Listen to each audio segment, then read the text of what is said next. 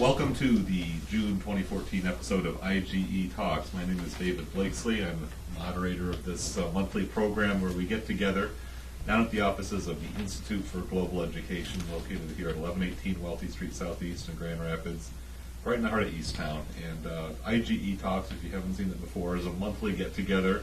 We film it on the first Thursday of the month, typically here at the IGE offices. We find a variety of topics to discuss. It's kind of an open forum, come one, come all gathering. Some of us are regulars here, and we've got a few guests here today as well. And so we have a very interesting conversation lined up for us tonight. Sometimes we talk about things that are in the news headlines, current events, or controversies of the day. Tonight's episode is a little bit different than the usual format, perhaps. We're going to talk about both a historic situation and a figure very familiar to many of us in many ways, and also use it to maybe promote a little bit of an event that's coming up in the month of July here at IGE.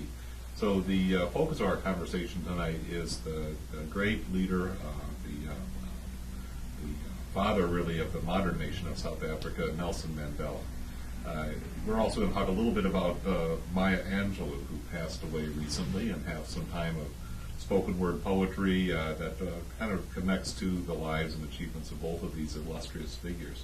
And so before we get too deep into the conversation, let's just kind of do a quick round of introductions. As again, I said, my name is David Blakesley, member here at IGE, and been hosting this program for a number of years. We'll just go to my right, go around in a circle, let our viewers know who we are, and then we'll get the conversation going. I'm Chester Lowe. I'm one of the members at IGE here also, and producer of the show. My name is George. Regular of the show here, and I'm excited to hear some of the spoken word poetry. I'm Kate Shockey. I'm a member of IGE. I'm also a local artist. And with Kim McKeon next to me, we're co-chair people of the Nelson Mandela birthday celebration that we're planning on July 18th and 19th, and I'll talk about that a little at the end of the program. My name is Kim McKeon, and I'm a volunteer here at IGE. I am Dorothy Sewe, and I'm a friend to so many people here, and I got invited to come today by Chester. Good to have you with us, Dorothy. Thank you. I'm Paul Mayhew. I represent the Voices Not Heard in Michigan, and I'm a regular here at IGE in discussions about the community, the world community. And I'm, excuse me, I'm Barb Cote. I work with Move to Amend .org, Grand Rapids, and I'm also with Micah Center. My name is Shingi Mavima. I'm here in my capacity as a poet, and also just and also Mandela enthusiast. So I'm excited for this conversation. All right, well, very good. Well, we will get into the event that IGE is hosting, a celebration of Nelson Mandela's birthday. But, I think it'd probably just be good to, kind of just open the conversation with just some of impressions. Nelson Mandela, he passed away, was it in 2012 that he passed away? No, No, 13 Oh, last just was the last December. year. Okay, it December. seemed like it was longer ago than that, but he was he's one of these larger than life figures who, a lot of major social change could be traced to his work. And I'll start by just kind of acknowledging that I've admired him from a distance, but without really having taken a lot of time to get deep knowledge of the details of his life until several weeks ago when we decided we would do a topical discussion about his life.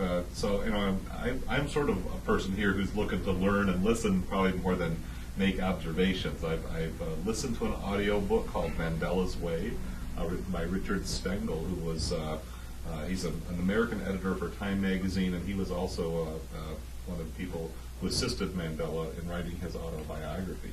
And it's a good book for somebody like myself who's kind of coming from a Western point of view and wants to understand in a very concise way what Nelson Mandela was about. I mean, I knew in a general sense that he had been in prison for a long time.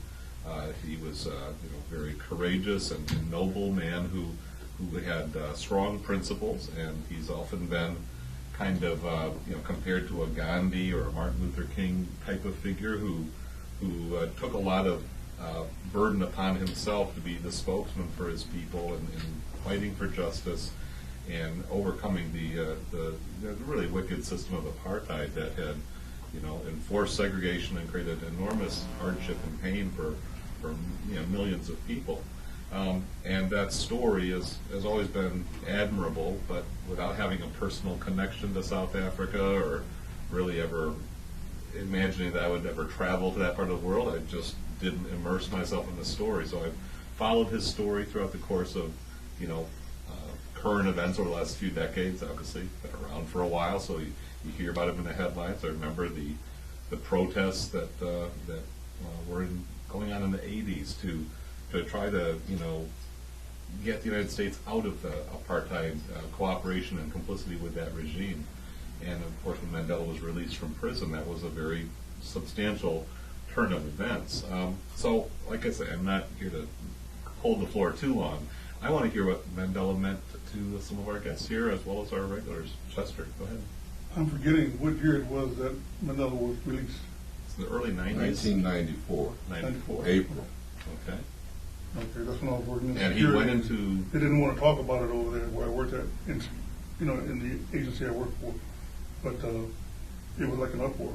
And he went into prison in the, late 1960s? Yeah, he was No, I in wanted prison to for 27 years. 27 years, right. Yeah, I right. wanted to say something about that. The forerunner to this group, IGE, is the American Friends Service Committee. Right. So the American Friends Service Committee was the group. See, if you understand the American Friends Service Committee and their connection to freeing the slaves, then they also have a connection to helping to free Mandela. Yeah. So in 1972, I became a part of the American Friends Service Committee. And at that point in time, Dr. Plummer, who was president of the NAACP, was sent to South Africa by the American Friends to study and try to figure out what happened to him. That was in 72. And so I, at that point, got elected as the leader of the South African Task Force. You did mention the divestiture campaign. Right. So we, in the 80s, we created a divestiture campaign to help the community understand that if we took the money away from the white South Africans, then the rest would crumble. So there was a huge divestiture campaign.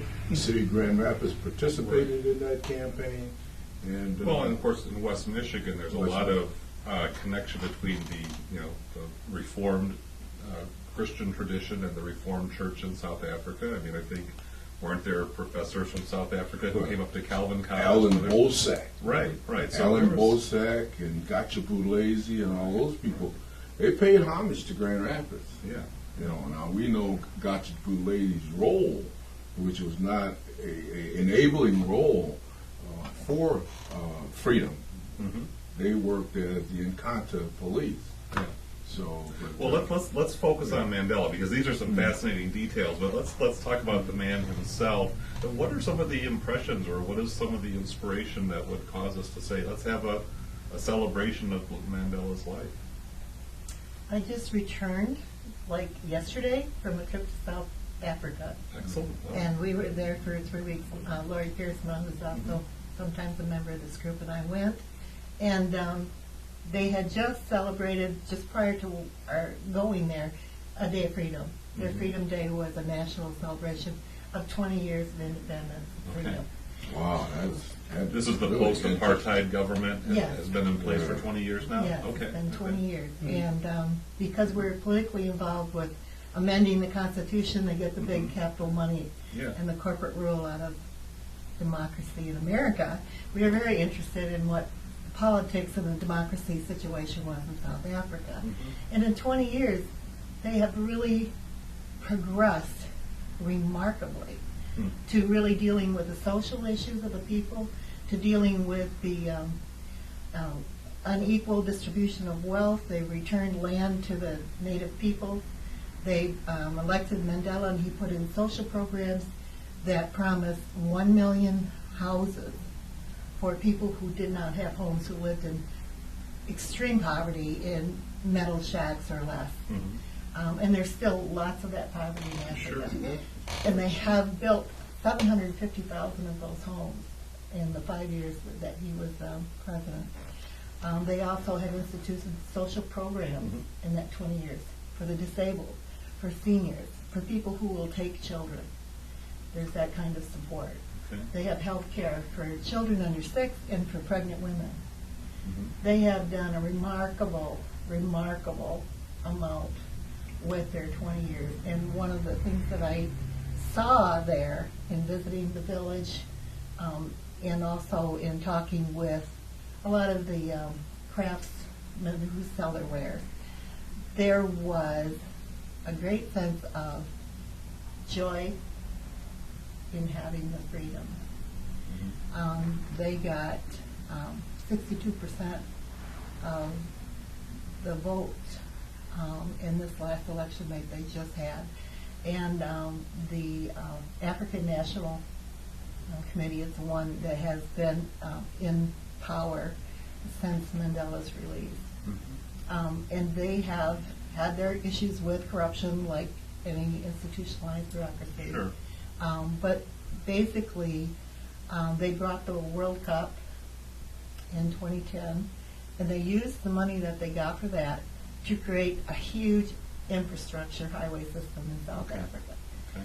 that doesn't rival. It is exceptional. The infrastructure problems that we have here in America.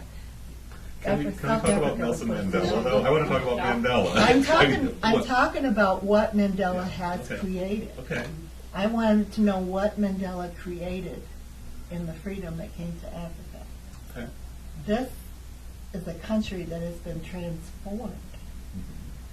And the people have hope. This freedom has brought a sense of promise, despite the ghettos, despite the extreme poverty, despite the huge crime rate.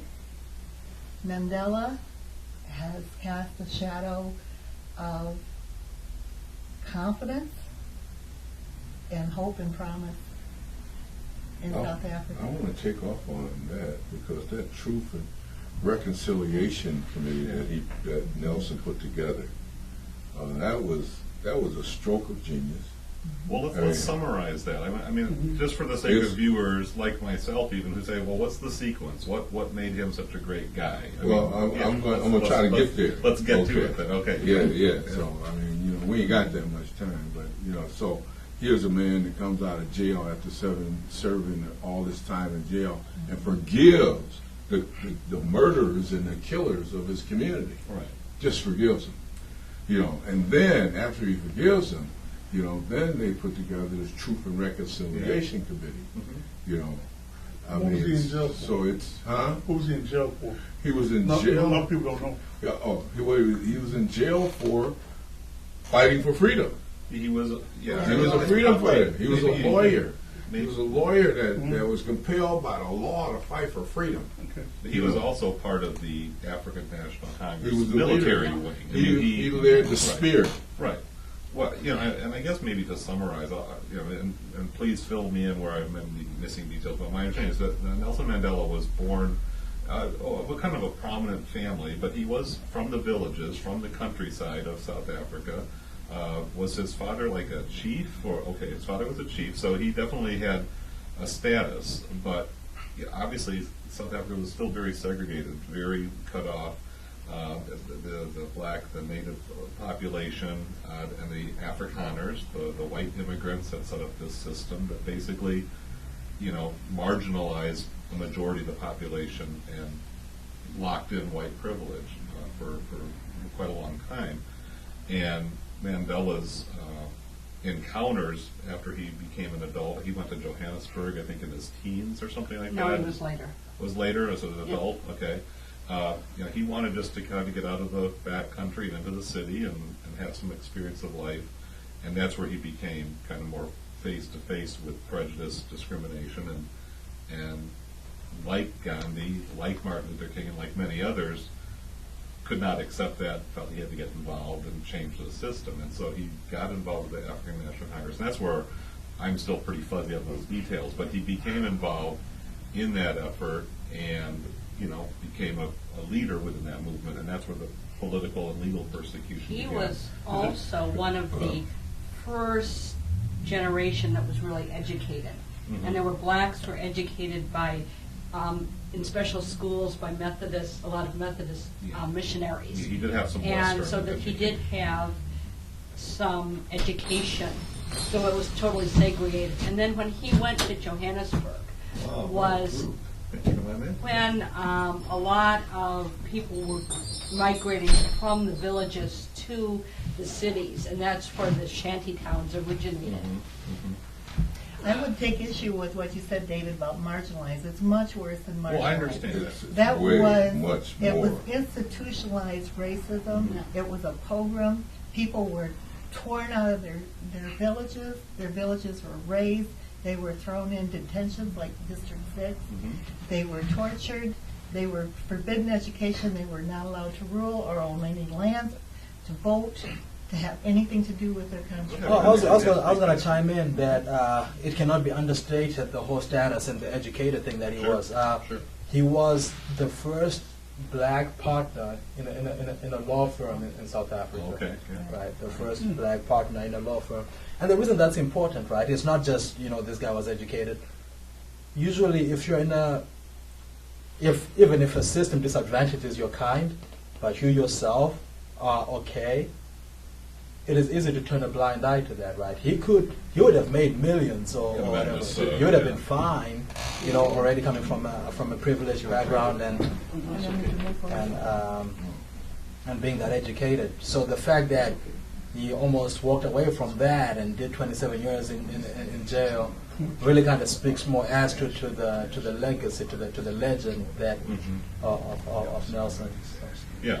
So he served this long prison sentence, and at some point got involved in some negotiations. And how did he get released? I mean, because wasn't he sentenced to life in prison what were these specific offenses? Just because he was involved with the ANC and It was terrorist. It was supposed to be Yeah. violence. Right. It was violent treason. Right. Was the charge. When you get to South Africa, I went to, and you get to the airport. So your name Paul Collins?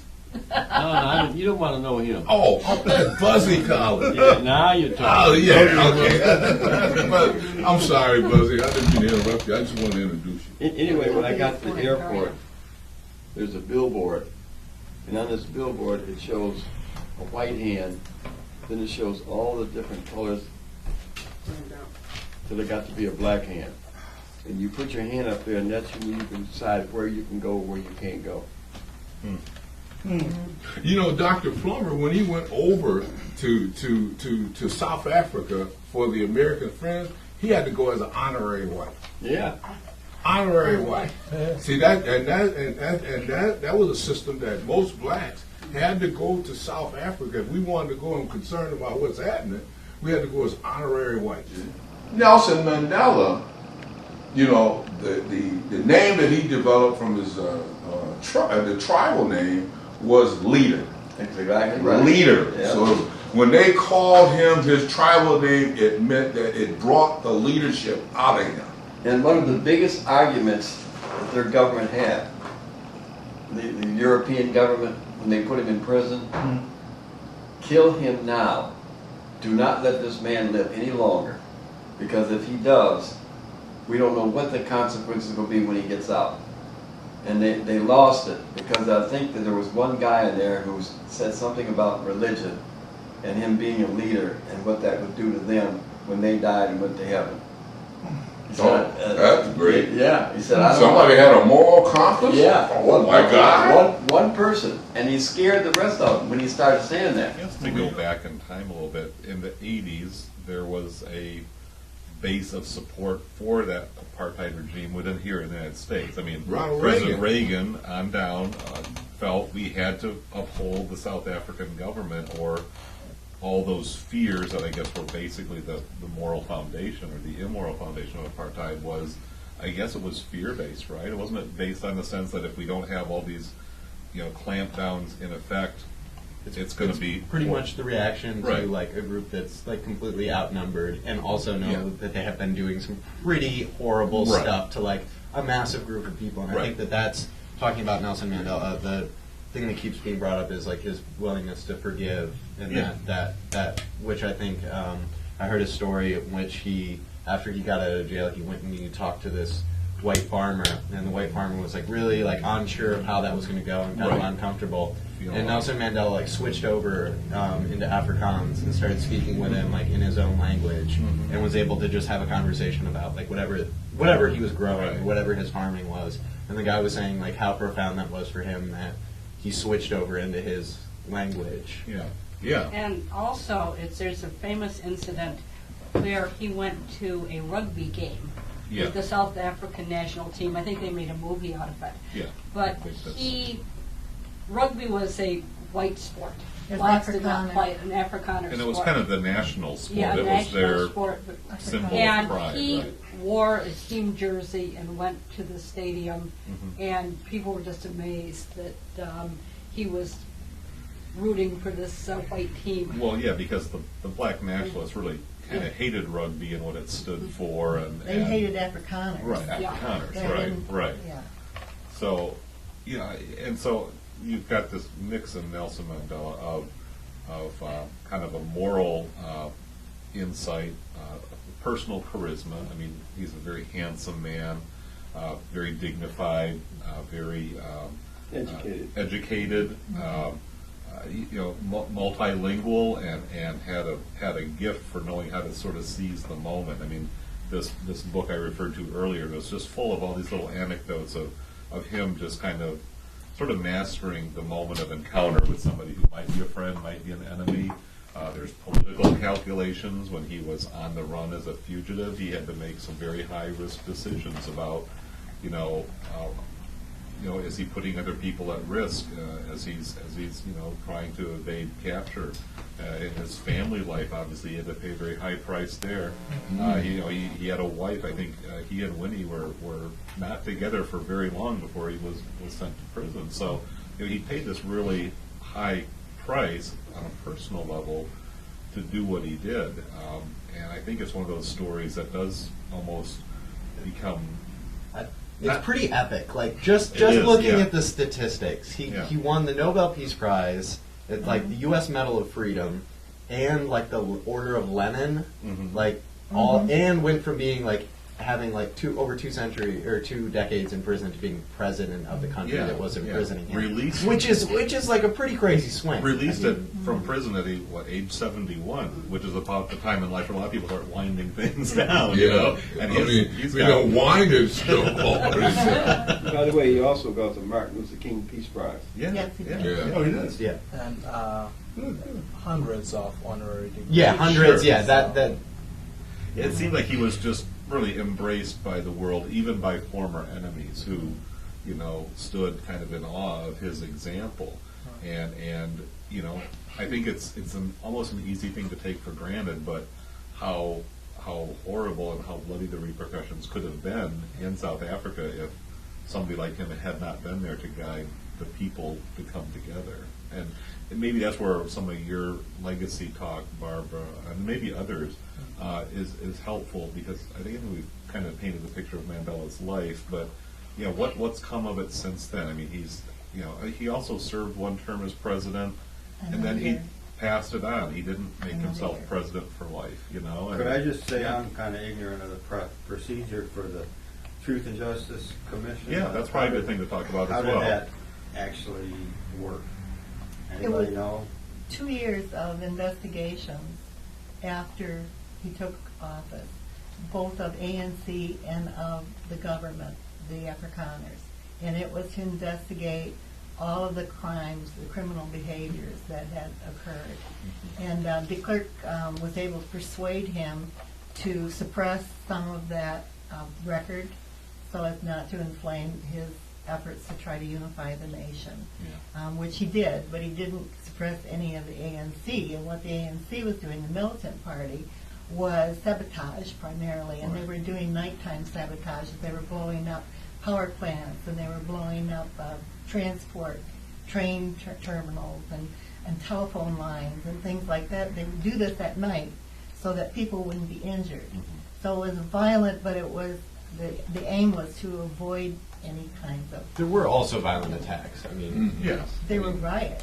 well, there were also violent attacks like bombings on bars and things like that. Yeah, but then you got I'm not- Sharpsfield massacre.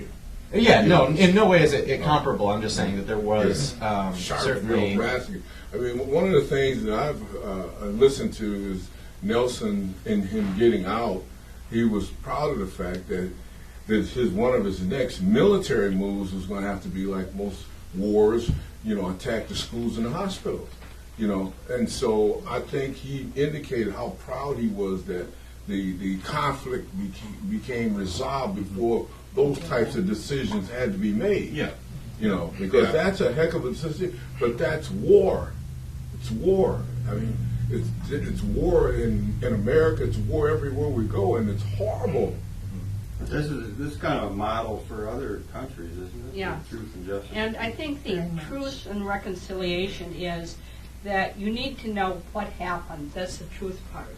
And it's not forgetting, but then it's forgiving people afterwards and reconciling. But they didn't prosecute them. Yeah. Right. They came and they told. Now Bishop Tutu played a heavy role in that Truth and Reconciliation Commission.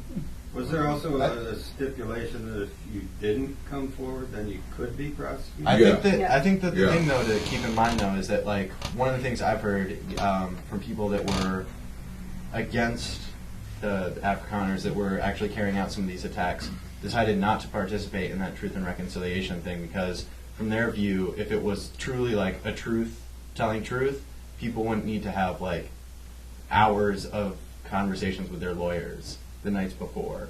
And like that was pretty prominent that people were like advised by their lawyers like you can say this and not say this. But like definitely a pretty important process nonetheless. Yeah, I mean, The Yeah. Brits, the British, and the Dutch and the British, they came over as the Boers in the 15 to 1200s or something. well, the like Dutch that. and the British had Yeah, conflict but between there was a themselves, Civil War right? They between the had Dutch a and the war British. within themselves. Right. Yeah. Such becomes imperialism. See, because the imperialistic part of that is that we had to fight, the two white groups fought each other, Right. and then they decided that it's better to fight the black South African, conquer them, and then we can go back to killing each other. Yeah, yeah. But they wanted control of the land, they wanted the ports, they had. So they took it. They took it. If you ask yourself a question, how is it possible for 10% of Europe and the Dutch to control all of South Africa? Right. What would your answer be? Because They had the help from some of the tribes, didn't they? They did. In the order to Zulu accomplish Nation, that. yeah. Were you saying Tribes divide were and against conquer? That's right. Yeah. That's why I brought in Conquer Freedom Party. Yeah. Right.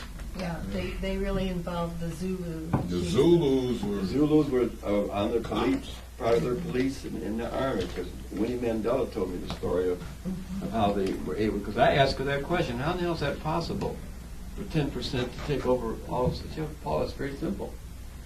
They pick out the tribe that consider themselves the aristocracy, which were the Zulu. And the Zulu got whatever land they wanted, they were part of the police. So there's a lot of that to go around sometimes for everybody. And you see, one of the things that the whole world, especially today, when you look at this nation versus that nation, let's have war here, let's take over, let's intervene. Nelson Mandela proved beyond a reason of a doubt what we do if we all can come together as one and quit fighting each other and killing each other. Because all you do is your inheritance then is kids who want to kill. Yeah, because the white South African just knew, the guy out there in the street, he knew that retribution was going to come. That's right. He knew that, hey, they let him out of jail, and we know. We know it's going We to be done war. killed and maimed and threw them people down And in we're gonna gunny be- We're sacks. going to be the first ones he goes after. We're going to be the first one. And in fact, there was a real exodus. A lot of them were trying to get the hell out of there because they feel that that was going to happen. Yeah. But they would be executed or put in prison because of some of the things they had done. But I think what has to happen now is let's fast forward a few, maybe 10 or 15 more years, and we're going to have that economic class. And you hope that when that economic class comes into fruition in South Africa, that you don't have the greedy, closed-fisted type of individuals, because we all have to understand how we arrive where we are, you know, without taking and without maiming, and trying to do the best to promote your brother and sister as opposed And also, don't to send them to degradation. Yes, and also never forget, power corrupts. Ultimate power corrupts ultimately. That's true. And sometimes power has nothing to do with color, Yeah. but it has to do with up here and how you think about yourself and other people. But when we paint the story, we wanna romanticize them, right? Yes. So I feel like Nelson, and he's fallen victim to that as well, where people want to remember Cuddly, It's all old, warm fuzzy. He's a Santa Claus, right? but until a couple years ago, he was on the terrorist watch, right, in the U.S. That's right. right, he was. So I think he did a good job of, people always want to talk about the revolutions as being, it's the Malcolm approach versus the Martin approach. Right. But neither would exist without the other, right? It is important that we have this and we have that. And I feel like Nelson embodied both those things, right? Yes, And you see he this did. transition from Good. militant. Good. Well, the ANC was kind of a Gandhian, strictly nonviolent organization, and Mandela was part of the group that had a military wing. I mean, he helped create that division, which means he wasn't an idealistic pacifist in the pure way that a Gandhi or Martin Luther King Right. were. And he started out pretty much influenced by Marxism and Yeah. the way to get social Um, change. And that was part of the reason Thatcher and Reagan didn't support him, is that they believed he was communist with his socialist agenda.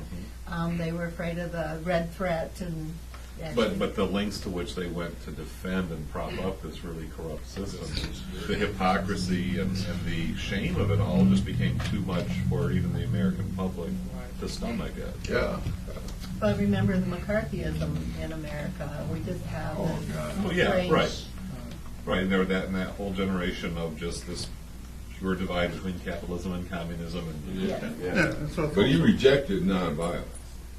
At first. Yeah. At first. But maybe that's what his legacy is that he was transformed. He was transformed. Oh, I think it 'Cause is. I mean, you I mean, know, that's the whole you seeing legacy. people kill your It's people. about transformation. You can't sit back and say, well, you know, eye for an eye is not going to play a role here, you know. And so he had to evolve into, you know, the position of I forgive. That had to be an evolutionary process. He had to think through this process because of saying that if I go out here and say let's declare war, then we're going to have a bloodbath. And what's going to happen in the Great Divide is we're going to have the imperialists and us.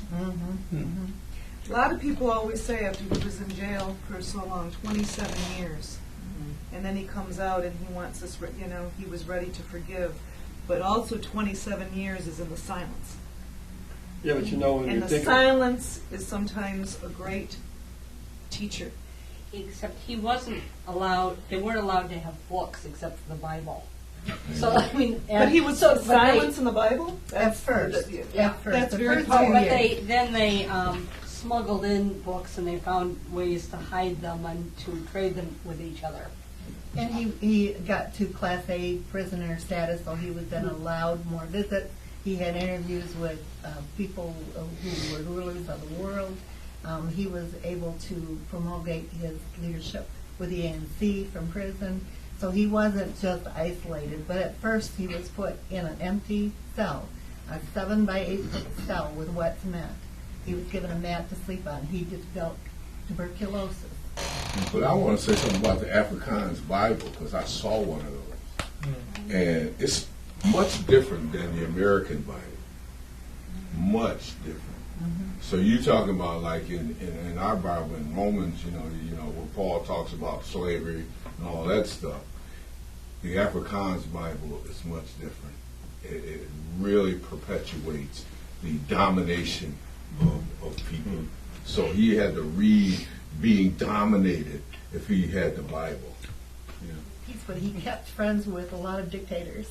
And he was heavily criticized for that, the communism, also that he didn't promote more intervention with the AIDS epidemic, that he didn't try to educate or to treat the nation and let it fall into the pandemic that it did. Well, I think he can be cut a little slack.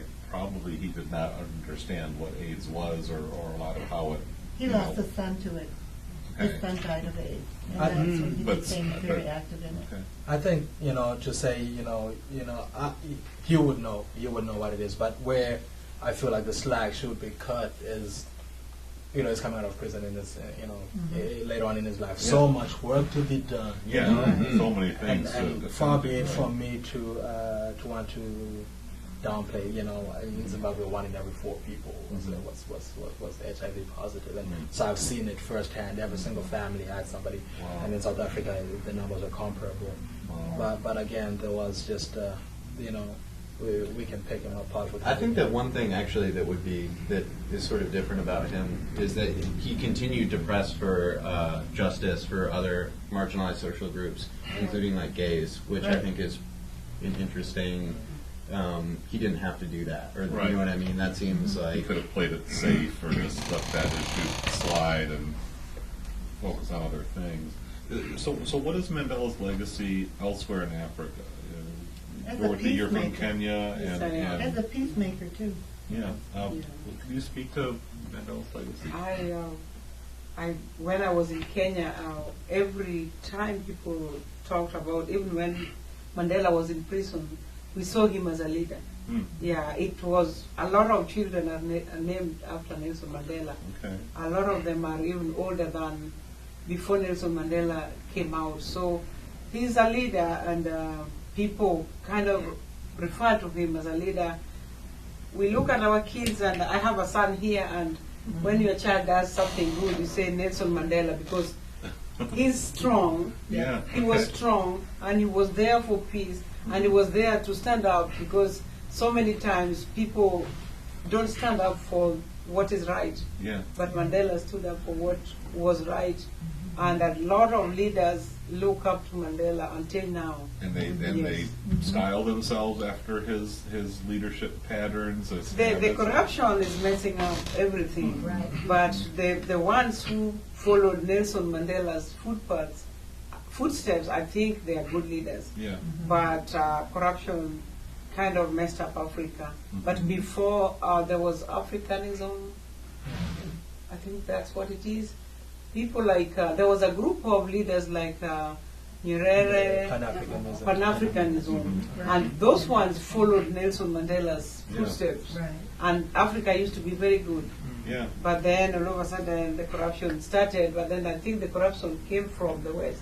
Right. Because we have resources, but then a few leaders who want to be rich, they work in Right. the West, and then To everything they offer pocket. them out. Yeah, That's it's right. they pocket it. So we have people in Africa who are very rich, Yeah. and people in Africa But who are not- very poor. Not building a society with No. that wealth. And No. we see a lot of that happening here in the United States too. A lot of Yes. centralization of wealth. Yes, yes. And everybody else is left to scrap and struggle. Yes. That's one of the things that I was saying when we went to South Africa to make the contrast and comparison. Yeah.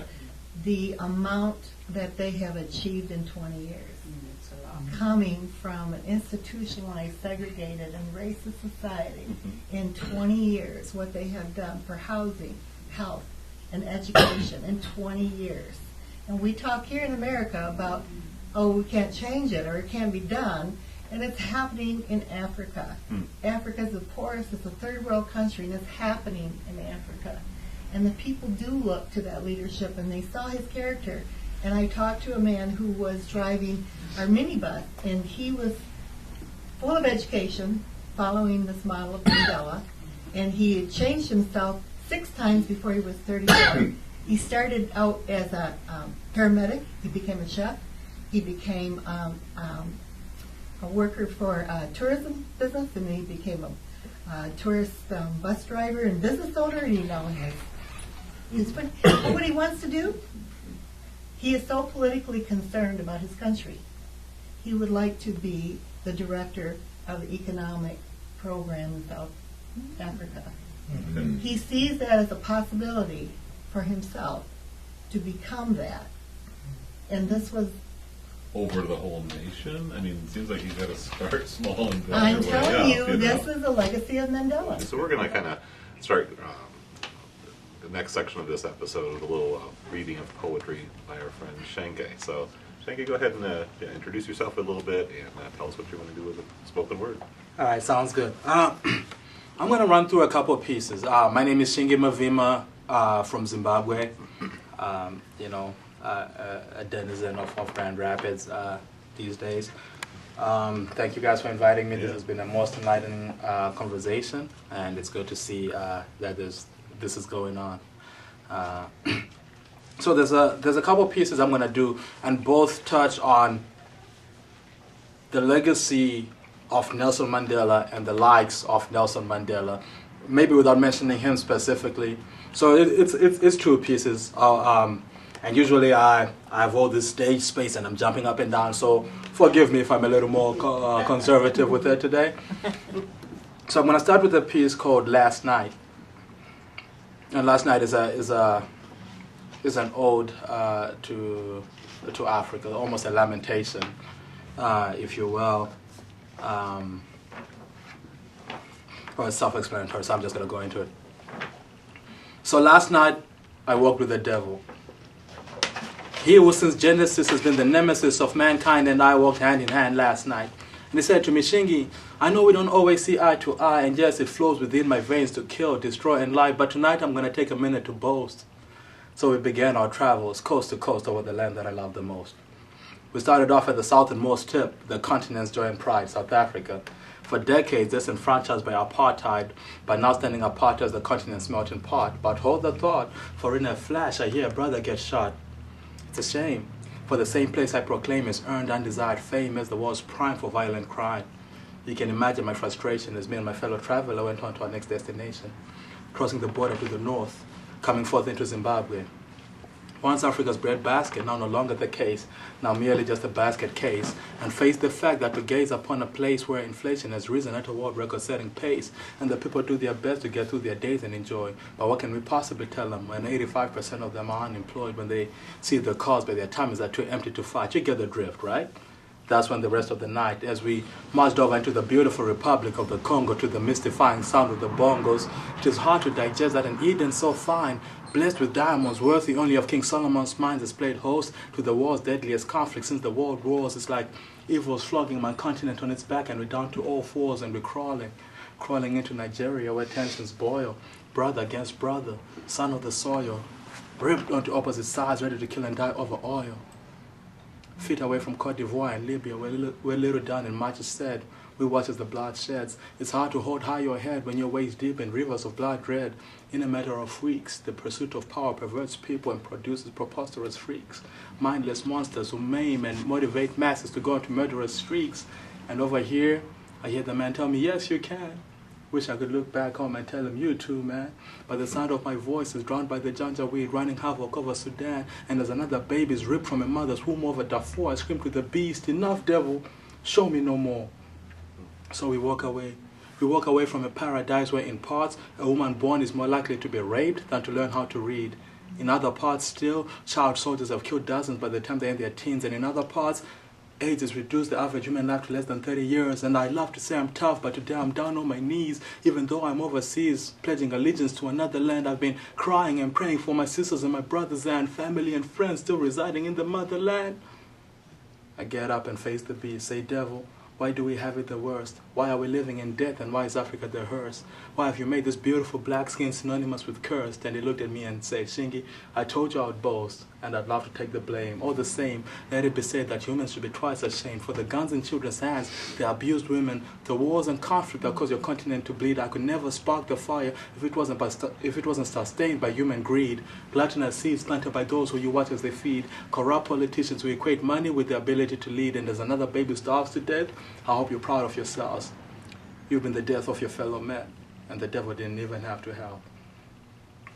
Amen. That was powerful. I know. Wow. Thank you for that. That's stuff that needs to be said. Truth. Yeah, Yes. truly. Very deep. That's an African nation? Was it? Is that an African nation or United States? Yeah. Have you produced that? I mean, you know, I Let's not, I ain't gonna talk a lot. all right, So you can go and do the other one. No, just this one is called Revolution, and what inspired this was there's a move towards what some people have coined slacktivism, right? Where you get online and you share pictures and you like them and you feel like you're saving the world. That's right. Hashtag bring back our girls. You know, hashtag stop Coney. Like, you know. Excuse me a minute, what does hashtag mean? yeah, it's a way of connecting on social media, so you can click on the hashtag, and everybody else who's tweeting or posting messages along that theme kind of gets all gathered up onto one page. So you can just you're part of an online movement. Exactly. So I would say, But it's, Number sign, the number sign, and then whatever the title is after that. it's limited to 140 characters each posting. so Yeah. I would So they're say, short and I'm excited for this event tonight. Hashtag IGE Talks, and if somebody else clicks IGE Talks, they'll see what else other people are saying about it. So that's what that's all about. So this one I call it the revolution. I woke up early this morning with revolution on my mind. As the earth continues to revolve, it's like we're folded and resigned, giving up on resolution for all the mourning and the crying. So if, when the story is told, I'm to justify my place on the scale of evolution, I've resolved to do so in this moment in time. I am the spirit of Mohammed Bouaziz going up in flames in Tunisian streets, then springing from the ashes to the top of the pyramids and across the Arabic sands, before turning into the blood of the masses, now flooding the sidewalks of Damascus while the powers that be watch and hope the hypocrisy stays masked. But I am Shaka Zulu, standing up to modern weaponry with nothing but this spear and bare hands, refusing to lie down and let unwelcome guests get the best of us and our fair lands. And while the guns are bound to make the warfare unfair, on my feet I promise my foes will feel the heat for as long as the sun's there. I am Simon Bolivar, screaming from South American shores, flee from a country where one man holds all the power. It is a country of slaves. Mother Teresa, giving a life out for the poor. MLK, Benazir Bhutto, Madiba, Biko, and all those who took the revolution to the grave. I've been feeling like Moses, telling kings to let my people go to the promised land. And while I'll never see it myself, I'll carve my place in the story of this journey. The people of Palestine living in the aforementioned Holy Land, downtide, victims of a modern-day apartheid, just waiting for their right to return.